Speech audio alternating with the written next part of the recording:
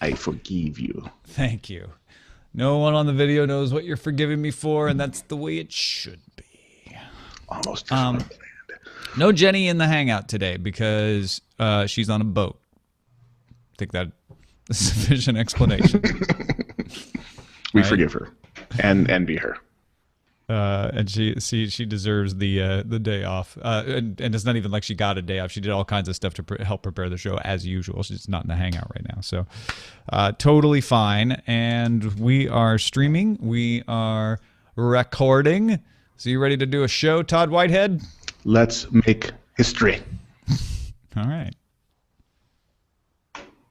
When you want to support independent projects and artists and creativity, go to patreon.com.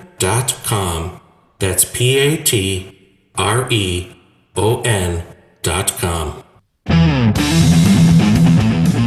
This is the Daily Tech News for Thursday, July 10th, 2014. Thanks for joining me. I'm Tom Merritt. Joining me as well as Mr. Todd Whitehead, creator of the Alpha Geek Radio, upon which many of you may be listening to this right now.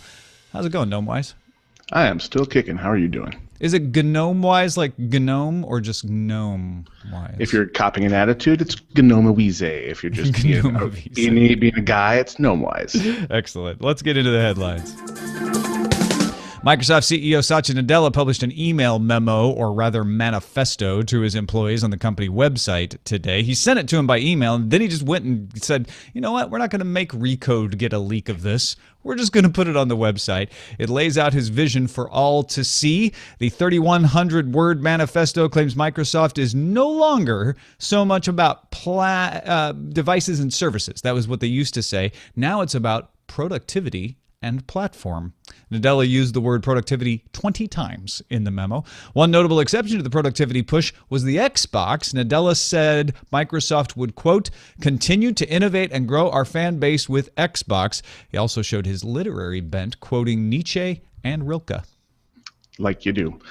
9 to 5 Google reports the US FTC announced it is filing a complaint against Amazon, alleging that children can buy things and apps without parental consent.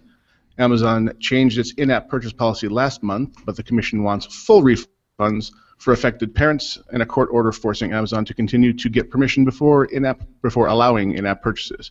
Apple settled with the FTC over similar issues earlier this year, also known as people need to parent their kids. Yeah, it's the let's inconvenience everyone for the sake of those kids that did run up some pretty hefty bills. I'm not going to lie. Oh, that's annoying.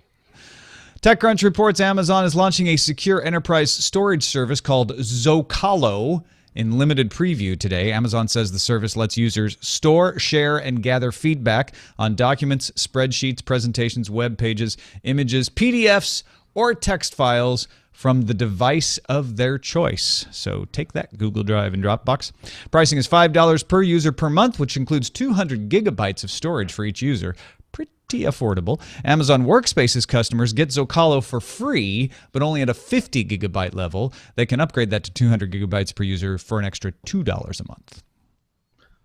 LinkedIn may be retiring its contacts app, but TechCrunch reports they've launched a new replacement called LinkedIn Connected.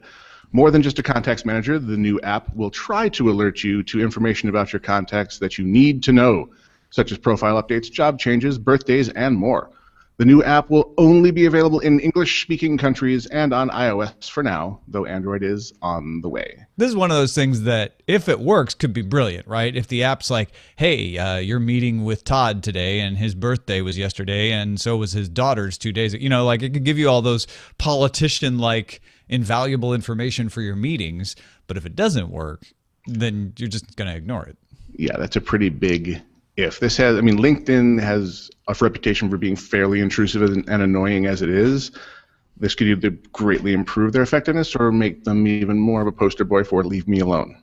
Hey, I'm LinkedIn. Hey, did you notice I have some information for you? It's somebody you don't care about birthdays tomorrow's. Yeah, totally looking forward to that. TechCrunch reports on a new app for Google Glass called MindRDR. I'm imagining they would like you to pronounce it Mind Reader. It works in conjunction with the Neuroski EGG biosensor, which you wear on your temples, to read brainwaves. The app then translates the brainwaves into a meter you see in glass. Focus hard enough to lift the meter's needle, and a picture is taken by glass. Focus harder, and the picture is tweeted. Now, you can very rightly say, why would I want to do that? But it's a small start to mind control of your Google Glass. And it's not even the first one. Nuroski retails for £71 in the UK. What was the name of that Clint Eastwood film with the mind-controlled jets? Cold War era movie. Yes. Had the neural interface. This is the first. This came up recently, and I still can't remember. About, at FilmSack, they were talking about that. Yeah. I can't remember the name. But this strikes me as the first stages of that. Yeah, this is one of those technical demos. Don't look about what it does. Take a picture and tweet it. Look at the fact that it works. That's at all. Yeah, that's fairly awesome. Reuters reports Google services are working again in China more than a month after Maps, email, and other functions were blocked. The disruption, air quotes, began in the run-up to the 25th anniversary of demonstrations in Beijing's Tiananmen Square. Line, KakaoTalk, Flickr, and OneDrive also began experiencing disruption in China last week. Many of you, including Norm Gregory and Captain Kipper, among others, submitted the Aereo letter, either on the subreddit or by email, to the U.S. District Judge Allison Nathan, which argues that since the Supreme Court ruled that Aereo has a, quote, overwhelming likeness to the cable companies, Aereo should get to benefit from cable company legal protections. At least that's what Aereo is telling the court now. Specifically, Aereo would like to be allowed to pay the compulsory license fee set up for cable companies in Section 111 of the Copyright Act of 1976.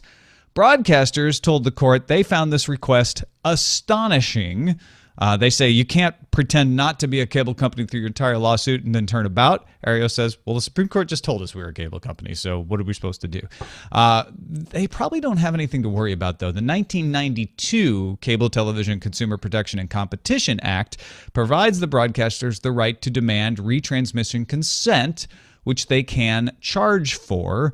And most likely they could just charge Aereo more than it could afford and be done with them. However, the broadcasters don't want a precedent set that the cable company operating over the internet, like Aereo, is the same as a cable company operating over traditional 30-ohm cables. I applaud Aereo for having the a pair on them to turn around and say, okay, fine, it's still on. Yeah. Whether or not they have any hope of getting anywhere with it, the fact that they were saying, if that's what you say we are, that's what we are, what's the next step? Come on, guys, bring it. Fine, we're a duck. You're saying we walk like a duck? We're a duck. We want duck rights. Yep. Give us our duck Give us rights. our bread. Yeah. And the next web reports, the Oatmeal's Matthew Inman confirmed that Elon Musk has pledged to donate $1 million towards Inman's efforts to turn Nikola Tesla's former laboratory into a museum. Tesla will also construct a supercharging station for Tesla cars in the museum's parking lot. Today is also Nikola Tesla's birthday. He is 158 years old. Probably doesn't know that. No. But requests for an interview went unanswered. Time for some news from you. These are submitted at our subreddit, dailytechnewsshow.reddit.com. If you haven't stopped by, it's a great place to just see what other folks in the audience are into. It helps me put together the lineup each day, but it's a great source of interesting articles. Go check it out, dailytechnewsshow.reddit.com. Captain Kipper submitted the GeekWire report on Microsoft Bing's preternatural ability to predict the World Cup soccer results. Bing has predicted every one of the 14 knockout round matches correctly. That was after not as impressive 60% accuracy in the group matches. Bing uses data like team records, strength of schedule, margin of victory in past matches, home field advantage, weather, playing surface, stuff like that, to come up with these predictions. And it predicts, Todd, spoiler alert, Germany will beat Argentina in the final. I don't think they need to bother playing. Just the fun they had with Brazil is already attaining legendary status on the internet. That hurts. Too soon. All those businesses that were promising discounts based on the number of goals. Oh, the regret. The regret. Yeah, no doubt. 9. They almost had 9 goals. Yeah. Either FJA or FJA. Yeah, I don't know either. Sent in the BBC story that emergency legislation will be brought in next week in the UK to force phone and internet companies to log records of customer calls, texts, and internet use. A recent ruling of the European Court of Justice has removed the obligation on telecom companies to retain records of when and who their customers have called, texted, and emailed. 3 major parties in the UK all agree that data needs to be retained to aid law enforcement.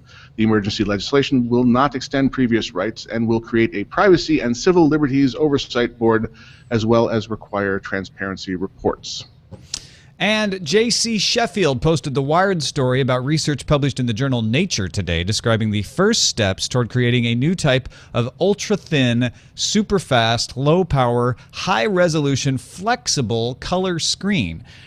The displays use phase change materials that change between a crystal and disordered glass in response to an effect from a current being applied. The material known as GST can be layered on mylar to create a flexible screen. As usual in these situations, it will be years and hundreds of millions of dollars before you can buy contact lenses made of this stuff. But hey, someday you could buy contact lenses made of this stuff, maybe.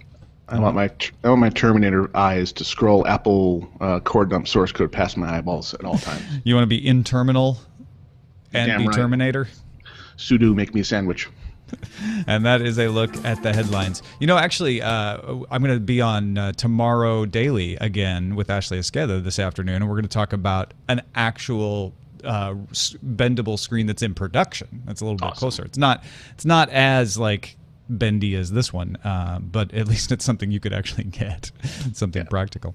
Hey, and don't forget, Molly Wood has a new column and video in the New York Times. We love Molly, and we love what she does. I hope you do too. This week, Molly investigates how to cut the high cost of digital life, otherwise known as subscription creep.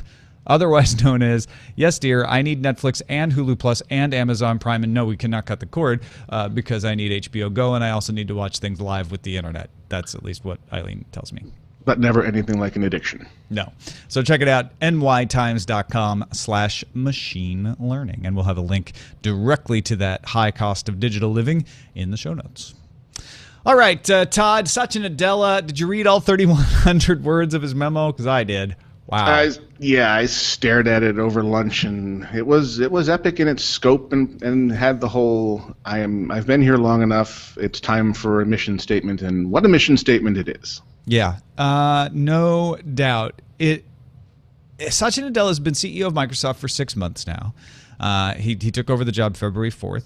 Interesting to see this memo not leaked, as I kind of joked about earlier, but not only, I mean, they've put internal memos like this published before on blogs before, but did you see the formatting? Like, they were mean. They really wanted people to look at this. They formatted this and presented it for public consumption. This was polished. This was not a last-minute decision to publish this. This was created first as a PR piece and then was probably repurposed as an internal memo. It is gorgeous and has all kinds of very carefully prepared language, probably gone over by a team of psychologists. And I'm not criticizing them for that. That's embracing the information age to a degree which they haven't before. Why be secretive? Let's tell the world what we're going to do. Now we get to wait and see what they actually deliver, because it's all fairly vague in its planning and ideas. But what comes of it, at least we feel like we're in on the joke. Yeah, and I want to pull out a few things from what he said. Just a few, not all 3,100. And the first 3 are around the changing core mission. He is using this opportunity to pivot away from Steve Ballmer's strategy. He says, at our core, Microsoft is the productivity and platform company for the mobile-first and cloud-first world. So instead of devices and services, he's saying those are the things. We want to focus on what the effect of the things is. We will think of every user as a potential dual user, work and personal, which that little phrase becomes important when you think of Xbox, which we'll talk about in a minute. Mm-hmm. And he said our cloud OS, which is essentially Azure and some other things combined, represents the largest opportunity given we are working from a position of strength. This seems like a smart way to position Microsoft as almost an IBM-like solutions provider, except doubling down on productivity. Like, if you want to be productive, whether it's personal or work, go to Microsoft. We'll have a solution for you, whether it's hardware, software, cloud OS, whatever. We're going to focus on that. He was definitely beating the cloud operating system with a stick throughout this whole memo. And I came away from it with the feeling of this may be a move towards platform agnosticism for Microsoft, where we'll see greater support. They will no longer be as obsessed as they once were with, it'll work best and really only work usefully on a Microsoft operating system. It has to be Internet Explorer browser, has to be a Windows phone. What I'm hoping to see emerge from this, no, we're going to make it truly cloud-based, which means we will build conduits for your information for whatever the heck you have in front of you. The really well-done Office apps for iOS may be the first volley in that. And if they follow that pattern and deliver like they did with those, which were spectacularly great, that could bode very well for the company and be a really good reassignment of mission. This is a big departure from Steve Ballmer. Steve Ballmer was moving Microsoft. He always was very pro, like, Microsoft can solve all your needs, you don't need anybody else. But they stayed away from hardware. That was the one exception. We'll let other people make the hardware. And he was moving them into making hardware. He was the one that pushed them into the Nokia acquisition. He is the one who pushed them into making the Surface and making a PC, essentially, for the first time with that tablet. And Nadella is sort of awkwardly saying, hey, we're going to still do things with Nokia because I'm kind of stuck with it. So we're going to try to make a, he said, we're going to make a market for Windows phones with the Nokia handset division. But I felt like what he really wanted to say is we're not going to think of Microsoft as being the Apple type ecosystem. We're going to think of Microsoft as being the one that solves your problems, and we don't care how we solve those problems. A lot of people have been comparing that to Google, saying this is similar to Google makes a little bit of hardware, right? They have the Nexus devices, but they also have Android out there for everybody to take advantage of. Do you think that that's a fair comparison?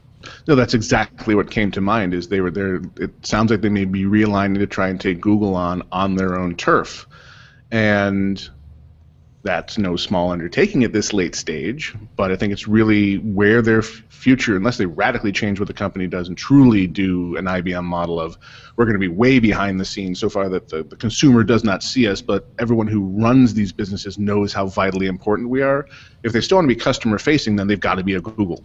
And they want to say, here's Office 365 tied in beautifully with your Apple iPad and your Android phone from Motorola, and it all works the same on all the platforms. And they come from a very strong position. They do have very strong presence in the Office suite. Their OneDrive was arguably there before Google Drive was, and strangely, Google Drive is the dominant life form now. But it's because it was free and more accessible from the get-go. This may be Microsoft trying to catch up in that arena, saying, no, we have all these things too. We're just learning how to present them to you so you can get to them everywhere all the time. It strikes me to be somewhat similar to what Amazon has done with the Kindle, saying, yeah, we're going to make devices, but we're going to keep that group separate from the group that sells the ebooks. And the group that sells the ebooks is going to benefit by making the Kindle app available on all the platforms it can, whereas the group that makes the hardware is going to benefit by making good hardware and making Kindle Fires and stuff like that. So there's an element of that in here as well. And I think Satya Nadella knows that coming from the enterprise side, coming from the cloud side, being able to say this is what we can do with what you have is more important. Remember, Microsoft has a security platform that helps people manage their iPhones and their Android phones. That wouldn't normally have been the case under an old-fashioned Microsoft where they're like, no, what you should do if you want to take advantage of our platform is buy all Windows phones, because then it'll work the best. And that's just not the reality. I think Satya Nadella has a much better handle on what people actually want out there. The weird thing here is Xbox, right? It does not fit into a productivity, even if you're like, well, we're going to do personal life too. He tried to say, like, well, the most important thing, the most popular thing in personal life is video games, and we've got the Xbox. But he did say, bottom line, we will continue to innovate and grow our fan base with Xbox while also creating additive business value for Microsoft. So one assumes he's not going to get rid of Xbox, as some investors have pushed for. No, I don't think we did, because it's an example of what I think he's trying to do with the rest of the company. The Xbox successfully leverages a huge behind-the-scenes physical plant of servers and support services through the portal of the Xbox dashboard. That's exactly what he's talking about with these cloud services for consumers. He comes from the cloud services for business, where business people, he's talking basically to other IT people in enterprise. Now he wants to take those same ideas and sell them also to, my mom and my dad, and have them use the cloud without realizing they're using the cloud. They're just going to use this cool thing that just works on my phone and when I sit down in front of my computer, and ideally when I sit down in front of my TV. The Xbox is a great first foray into that. A great front end that sits in the living room and pretends to just be a game machine with this huge infrastructure behind it that you never see, that just works. And it delivers you Netflix. It delivers you this new original video content that's coming from Microsoft. All kinds of cool things that are completely invisible and don't need to be seen by the end user and just work when they press the button on the controller. Yeah, and you know what? Actually, Richard in the chat room has a really good point. If you sell off Xbox or you spin off Xbox and it succeeds, you look stupid. You look like a bad CEO, he says. And so I think they're like, no, this is too big of a success to let go. And it can fit into their vision, as you've just described. Final thing that I want to pull out of this memo, organizational changes were referenced a lot. Culture was referenced a lot. Accountability was referenced a lot. If I read this with the eye of, if I worked at Microsoft, I would be worried about getting fired soon. Yeah. There were a lot of code words for layoffs in here. And he very deliberately used the word hiring a couple of times. There will be hiring to replace the people who have been let go. Yeah. So hiring rhymes with another word that we don't want to say. So when you are taking any company in the air quotes dramatic new direction, some people are not going to be on board for that, or will be seen as being part of the old guard. And this is just the realities of life in the big city. Some will be gone. My translation of the memo, if I may, let me know what you think of this, because I may be a little off, is that layoffs are coming to engineering and possibly the Nokia handset division. We're not selling Xbox this year. We're kind of not sure what to do to rationalize all the hardware we're strapped into making, but we're trying. And we'd really love to be in a position like IBM where we're the solutions provider, and our version of that is productivity. No, I'm pretty much on board with that interpretation. They are strong, and keep in mind that the solution stuff he's referring to, the large-scale server deployments, are money-making juggernauts. So that is a very good foundation on which to build your company. So you can then experiment with things like Xbox, which could have failed horribly, but it wouldn't have killed the company if it had. Instead, it turned into this tremendous success story. Nokia acquisition, not so much. Not as, they had the strength because of this foundation to foray into these things. One would hope one of these times they'll get it right again. All right. Let's move on to the calendar. Tomorrow, July 11th, is the day Card Munch shuts down. That's a LinkedIn property. LinkedIn ran Card Munch. They've partnered with Evernote to help you transfer all your carefully scanned business cards, and they probably want you to use that new LinkedIn Connect app. Go figure. To store all that stuff. Coincidence? I think not. Our pick of the day comes from Jenny Josephson, our producer. I know I've recommended Waze to you guys before, but yesterday Jenny was driving down from Connecticut to New York City at 10:30 at night, ran into terrible standstill traffic, as you do. Her Apple Map program had nothing to say about this, so she opened up Waze. And if you don't know, Waze is a community-based traffic and navigation app. Jenny discovered that due to construction, I-95 was down to one lane. She says there was something very comforting about knowing that 10 Wazers were ahead of her in the jam, showing her exactly where the crunch began and ended. Armed with this knowledge, Jenny was able to exit I-95, drive the streets of Stamford, Connecticut for 1.5 miles, get back on the highway post-construction, and cruise on home to New York City. So thank you, Waze. So, Jenny, where were you with this advice before Nerdtacular? When my wife and I were in a Hertz rental car with the now laughingly named Never Lost GPS. Yeah. That's like 10 years old now, too. Yeah, and the annoying thing is it kept on saying throughout the day, Never Lost has been updated. I'm like, oh, this thing's receiving live updates. That's got to be great. It didn't know about a 1.5-year-old closure on 89 in Arizona, so we wound up going entirely the wrong way and having to double back and adding like 1.5 hours to our trip. And we immediately switched over to Google Maps on my wife's iPhone 5, and it said, oh yeah, dude, you're going the wrong way. Turn around. It's back here. Yeah. It's like, gah! Waze helped me cut through traffic like butter just yesterday. Check it out, Waze.com. You can send your picks to feedback at dailytechnewsshow.com, and you can find my picks at dailytechnewsshow.com/picks. A couple of messages before we get out of here. Jonathan writes in and says, Tom, I'm not too concerned about the ethical debate over the Facebook research. I just want Facebook to stop manipulating my feed for any reason. I want all posts from friends and pages I like. I want a news feed that if I choose to see the most recent actually has it sorted by the most recent posts. I don't want the view that Facebook is calling most recent today. I know how to block certain posts or people. I don't need Facebook doing it for me. I have to admit I don't use Facebook hardly ever, but I thought there was a way to have it show you reverse chronological posts. I would think. I'm also not a heavy Facebooker.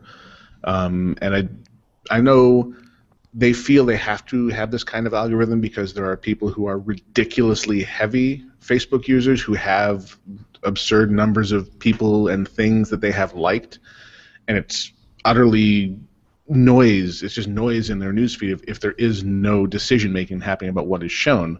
But for a small scale user, it annoys me that I am not getting absolutely everything because I have subscribed to so few things. I want it to be an RSS feed, and it's not. It's just I shouldn't ask it to be that, I think. Yeah. But I get what he wants. He wants to be able to control that news feed, and I agree with him there. I think it's cool what Facebook does to say, hey, we've got an algorithm to try to give you the stuff that we feel is most relevant to you. And it's one of those things like that LinkedIn Connect. When it works, you're going to love it because it will be giving you the things that are relevant to you. But you should be able to turn it off and say, no, you know what? I want to do it the old-fashioned way. I want to scan through things myself. Give me the fire hose. Yeah. Glenn Huff writes to let us know that he uses Windows Media Center as his over-the-air TV solution. He says, in addition to good DVR function with up to 4 concurrent recordings and more if you want to hack the registry, it provides a free program guide. I've been using it since Windows 7 came out, and you can get it in Windows 8. You have to get the Windows 8 Pro pack and then download it. But he said, I put a 2 terabyte hard drive on the desktop my wife uses, added 4 USB TV tuners and an antenna with a splitter in the attic, providing the ability to record 4 concurrent over-the-air broadcasts. There's no problem watching recorded content while recording new content. While I have Haupage 950Q tuners, I have had good luck with $15 to $20 generic tuners from Meritline. No relation. One can use an Xbox as an extender to play recordings on your TV, but I'm currently using a small form factor PC mounted on the back of my television, which also runs Windows 7, and I access the recordings remotely from the desktop machine via a share of the library that Media Center records. He has some other pieces of hardware that he uses here to help the nerd factor up and make it easier to share. But at the end of the day, he says, my wife can deal with the Media Center interface to manage schedule recordings, though getting the right inputs to watch recorded content on the big screen bothers her somewhat. She watches many of her shows on the desktop machine. So that is, he is describing my cord cutting solution. I also use Windows 7 Ultimate with a Haupage card. I'm only using 2 tuners because really we use that the least. But slap the old Sling box on there, and I've got my remote viewing, and all is sunshine and kittens. And the reason I did it, I retired the TiVo Premiere, was I was tired of paying the subscription fee, and there was Microsoft with the free service. And hey, being who I am, I had a pile of machines to choose from. Right. Bring one out of retirement, turn on Media Center, and it's actually a beautifully designed 20-foot interface. It is smooth and easy with the remote. It was an underrated feature of Windows, in my opinion. Yeah, and it's sad that they're slowly deprecating it by not including it anymore, but it is still there. You can still get it. There's also Myth TV as an open source version of a Media Center. There's Plex. There's lots of solutions out there. But if you already have Windows on a machine, this is a great option for you. So thank you, Glenn. Appreciate the email. Email us feedback@dailytechnewsshow.com. And that is it. Metal Freak wanted me to disclose that Google owns Waze. So there you go. Don't forget that, you were talking about Google Maps and Google owns Waze and all of that. My wife works for Google. Maybe that's what he meant. Yep. But full disclosure. Yeah, full disclosure. Always a good thing. Thank you, Todd Whitehead. Full disclosure, we stream our show on alphageekradio.com, which is Todd Whitehead's thing. And we are happy to have you. It's lovely to be on there, man. You've got an amazing thing going over there. I'm loving it. In fact, we are rolling out a new show this evening. Andrew Allen is going to do a show every 2 weeks called Geeky Jazz Thursdays, right after TMSPM. Oh my gosh, that's amazing. Yeah, it's going to be tons of fun. He's planning on premiering it tonight, so after you're done watching the morning stream, PM, you can pick up the first episode of Andrew Allen's Geeky Jazz Thursdays. Mobile.alphageekradio.com or just alphageekradio.com. It's on TuneIn Radio as well. Yep. Anything else? Any others that I'm missing? I mean, we're pretty much done rolling out version 1.0 of the site and beginning to research on what's next. So keep your eyes on the front page. Announcements will be happening. You can follow Todd on Twitter, twitter.com/Gnomewise, GNOMEWISE, Gnomewise. Thank you, Todd, man. It's always fun talking with you. Anytime. Ton of fun. Thank you to the 4,103 patrons. The number continues to go up, and we are extraordinarily grateful for that. And for everybody who has decided, even I got an email today from somebody. I don't want to out them, but they're like, I got to reduce my patronage, and we totally understand the fact that he's able to continue giving at all to the show. We 100% appreciate. So if you are one of those people who's sparing 5 cents a show for us, thank you very much. bit.ly/helpdtns. If you're not one of those people and you want to find out more about what we're talking about, it's the value for value model. You get value out of the show and you want to give a little value back. That's how we do it.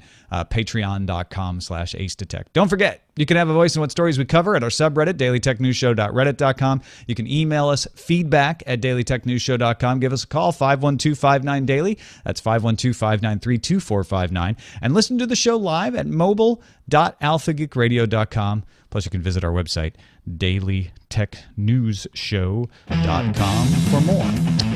We'll be back tomorrow with Ashley Esqueda from CNET.com's Tomorrow Daily and Don Reisinger, a writer for CNET.com. It's going to be all CNET-y up in here tomorrow. See you then. This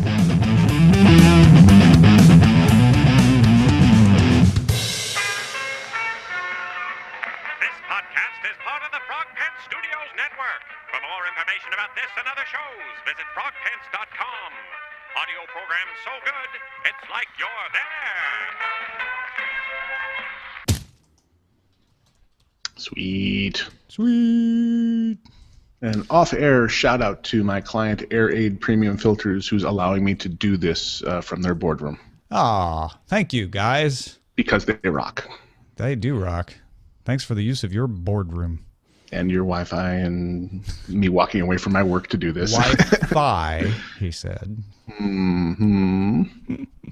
All right. So you had to jet, right? Yeah, I'm going to cut the broadcast off a little short today because I'm going over and helping out Ashley again today, which was a lot of fun yesterday. So thanks, everybody, for watching. We'll see you tomorrow.